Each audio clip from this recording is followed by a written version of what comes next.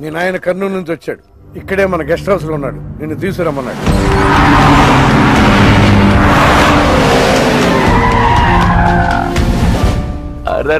రా బిడ్డారా, చాలా దినాలైంది నేను చూసి.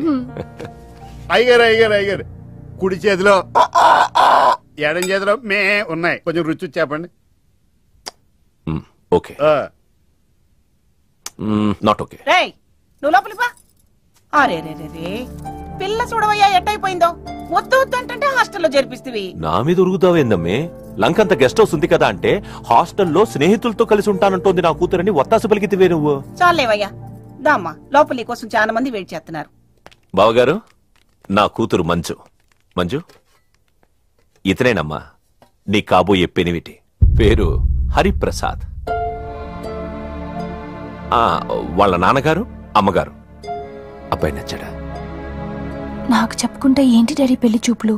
నీకు చెప్పకుండానే కదమ్మా నిన్ను మేకన్నది. బావా, పిల్లని లోపల తీసుకుపోయి సముదాయించి తీసుకురా. ఏంటి మావయ్య అదంతా?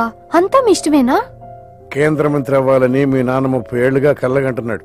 అటు సైడ్ ఇదే కళ్ళు ఇంకోటి అంటున్నాడు. వాడి వల్ల నీకేదైనా ప్రమాదం అని మీ నాన్న భయం. అందుకే నీ పెళ్లి చేసి అమెరికా పంపించాలని చూస్తున్నాడు. నాకు ఈ పెళ్లి ఇష్టం లేదు. మీ నాన్న చెప్పకుండా చాలా మర్డర్లు చేశాడు. చెప్పకుండా చాలా కుటుంబాలు రోడ్డును పడేశాడు. ఆయన చెప్పి చేస్తుంది ఇదొక్కటే.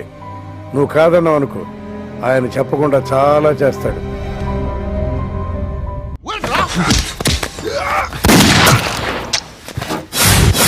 ఎప్పుడు వచ్చావును కాదన్నయ్య, బుల్లెట్ దిగిందా లేదా?